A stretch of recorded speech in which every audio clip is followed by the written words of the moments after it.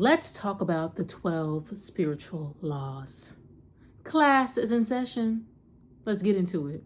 The Divine Library with your girl Molly. The Divine Library is open.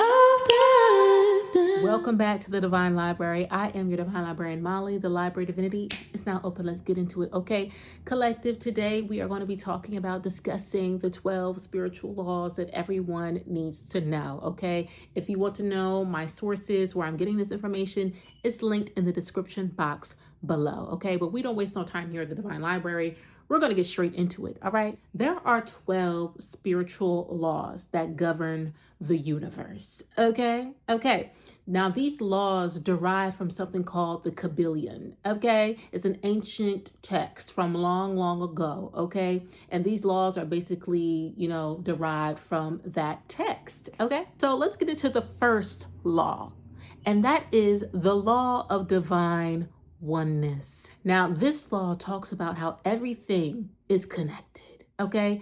Everything is connected. Every person, every situation, everything in the world, okay, is all connected. We all exist as a collective, and as a collective, we are connected, whether we like it or not. For example, I do collective readings here on YouTube, okay, for all of you to enjoy. And that just goes to show you that no matter how individual your experience is, your experience can resonate with other people, okay, because we are all a part of the collective, all right? That leads us to law number 2. The law of vibration. Now, this law says that everything has energy, okay?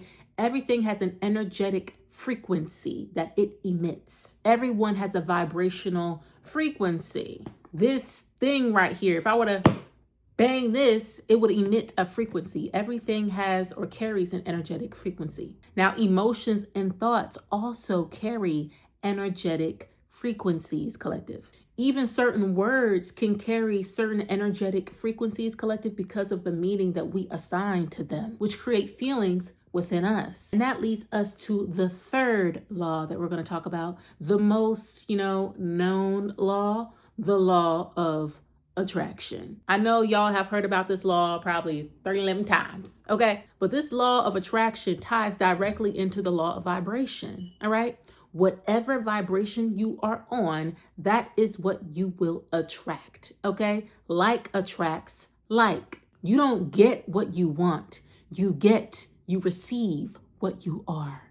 You receive what you embody. Let's say you want $1 million, okay? A lot of people want $1 million, all right? But you as a person, you're lazy, you don't have work ethic, you hate getting up early, you don't like working hard, you don't put the work in, okay? You're disorganized, you don't know how to steward what you have. So all you will be able to attract, honey, is that $500 check that you get every week at your job, all right? That's the law of attraction. And that leads us into the fourth law, the law of correspondence, okay? And that's where we get those sayings like as above, so below, as within, so without. This means that whatever is going on the internal is going to be reflected in your reality. This is the law that talks about patterns. The universe is governed by patterns, all right? The patterns that we see around us are a reflection of the pattern that is going on within us. In other words, whatever that you are seeing that is going on around you is a direct reflection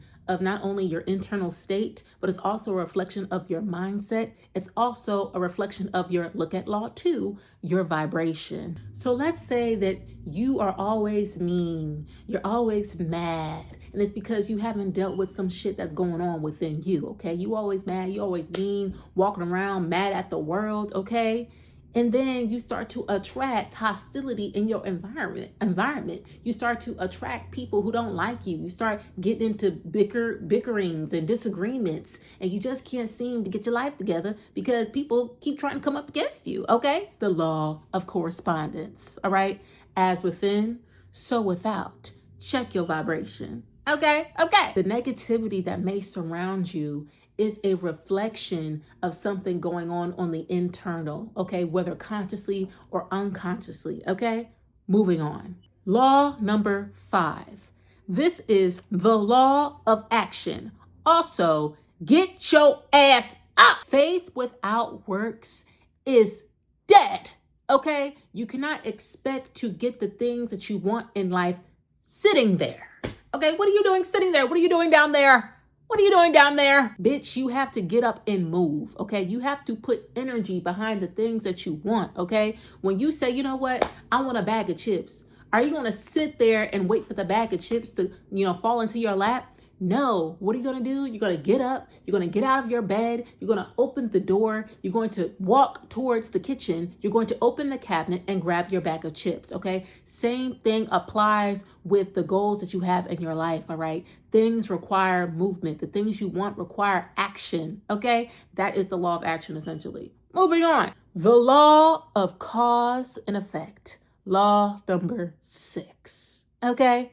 Now, this is where karma, falls under this umbrella, under this law, all right? What you put in, you will get back. And yes, karma would technically fall under this umbrella, but not in the stereotypical, you're gonna get what's coming to you for revenge, for vengeance and stuff like that. Not in that tone, okay? But it's much more this idea that whatever you say, the intentions that you put out, your actions, your attitude, they will all eventually have an effect on you in some shape, form, or fashion. So let's say you're driving in traffic one day and somebody cuts you off, all right?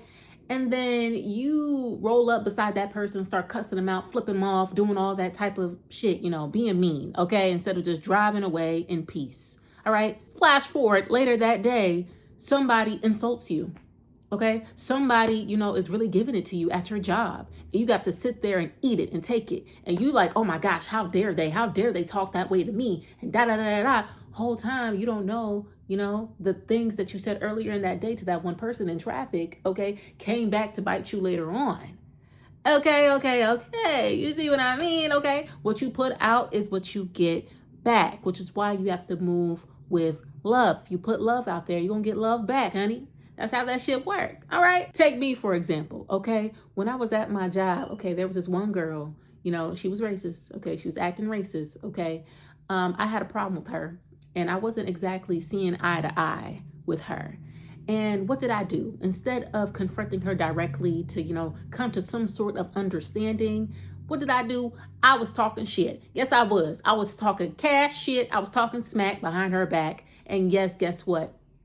That manifested more negativity into my life, okay? And it all came to a blows when we had a big argument on the floor at the job, okay? And it wasn't until I put my pride to the side, okay, had a heart-to-heart with her and came from a place of genuinely wanting things to work, okay, and be cordial, where things smoothed over, all right, and peace came back into my life, all right, at my job. When you move with love, when you put out love, collective, you will receive peace. When you move with pride and negativity, you will receive chaos, and that is the law of cause and effect, honey. Karma. That brings us to law number 7, the law of compensation. So this is the delivery system of the law of cause and effect. And this law states, what you give comes back. You will be compensated in proportion to whatever you give. So let me break it down. If the law of cause and effect is you did this, therefore this is the effect, all right? The law of compensation is this is what you will get. All right. It's the delivery system. All right. So if you did something bad, right, the effect is that something bad will happen. The law of compensation is you getting that bad thing happening to you or that bad thing being delivered to you. Does that make sense? That bad event. Yeah, you get what I'm saying. Now, if you've been doing right and giving out of love and being generous and, living in alignment, collective, this is not just monetarily being compensated. Okay. It could mean that, you finding $5 on the street or something, but this is you being compensated in other areas of your life, like meeting a new friend that's going to help and support you, or good health, having peace in your life. It can manifest in other ways besides just money.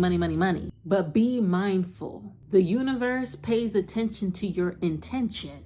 and your vibration. Well, Molly, I always give and I never get anything back. You may need to check your vibration and you may need to check your intention, and I will not elaborate on that. And if you're giving with shady intentions, as if that's going to cover up, what you did, no, honey, the universe is going to clock that as well. Moving on. And that brings us to law number 8. This is the law of the perpetual transformation of energy. Energy can always change. It can always change, and you have the power to change it. You have the power to redirect energy. In other words, you're never stuck. You can always change your situation. It's just that you may not like the changes that you may have to make. Now, that's a different story, okay? But you have the power to redirect energy if you need to, honey. I mean, you can cleanse, you can do some shadow work, you can heal, you can drop a bad habit, drop a person, and all of a sudden the energy can shift in your favor. And before I move on from this law, in tarot readings, in tarot in general, energy can always change. Let's say you get a reading and the reader tells you, you're going to do well, you going to do this, you're going to be that, you're going to boom, bop, 10 of pentacles, 10 of cups. Yeah, girl, that's you. Bam, bam, bam, bam. Just don't go back to so-and-so and you should be fine. And then you go back to so-and-so and everything starts going downhill because you made that decision. Energy can always change. Okay, you have the power to direct it. And let's say, you get a reading say, hey, none of the stuff that you said is coming true. Well, did you go back to so-and-so? Well, yeah.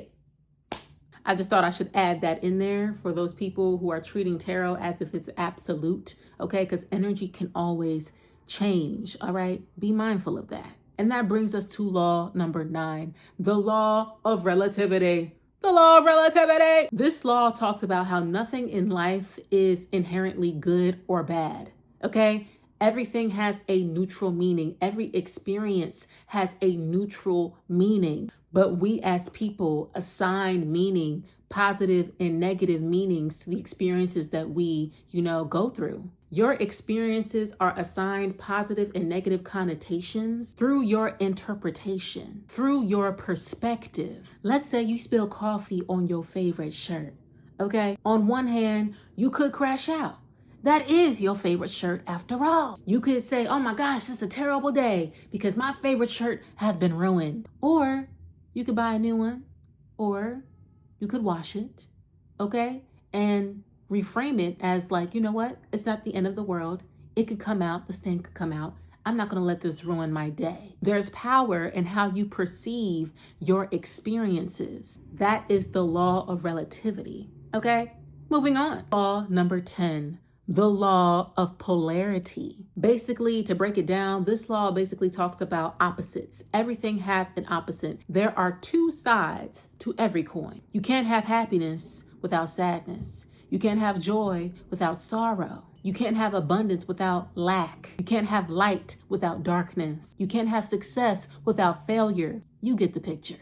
This opposition exists in the universe to maintain divine balance. That's just what it is. I love how the article stated it that's linked in the description box. This is what it said. Polarity gives us contrast. Contrast gives us context. Without it, nothing would mean anything. So if I had to put that into terms for this video collective, you would not know what success looks like without going through failure, okay? Let alone would you cherish the success that you have had it not been for those difficult experiences that you went through. It's not the destination of success that fulfills you. It is the journey of the ups and downs that it took to get there, because that makes your goal, it makes your success mean something because of everything, both good and bad, that you went through to get it. Without struggle, you would not be able to value victory. Okay? The law of polarity. Moving on. Law number 11, the law of rhythm. This law talks about how the universe operates in cycles. If birth happens, death will come. It's the circle of life. Nothing lasts forever. That is what the law of rhythm promises. Nothing will last forever. Seasons will change. The earth will keep spinning. People live and people will die. The lesson that comes with this law is to stop fearing change. It's a natural part of life. It's a part of the rhythm, the cycle of life that keeps the world, together, that keeps it going in perfect harmony. And that brings us to the last law, the law of gender. Now, this law says that everybody has both masculine and feminine energy existing within them. Yin and yang energy exists in everybody, okay, regardless of what you identify as. Everybody has masculine energy. Everybody has feminine energy. Masculine energy is the energy that gets shit done, okay? It's action-oriented energy. It's energy that is about movement, putting plans into action. While feminine energy is receptive, it's intuitive,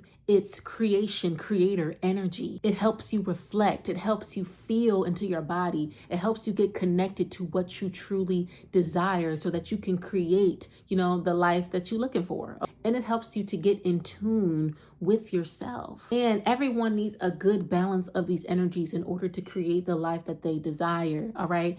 You, whoever I'm talking to, you have both masculine energy and feminine energy within you, and you have, been doing it probably without you even realizing how you have employed both sides, okay? Let's say you create an idea. Okay, that's feminine energy. You nurture that idea. You make it grow. Okay, that's feminine energy. And then you make a plan. Okay, and you take some sort of action steps to achieve or make this idea become reality. Okay, that's masculine energy. Okay, taking those action steps to, manifest or bring this idea into fruition.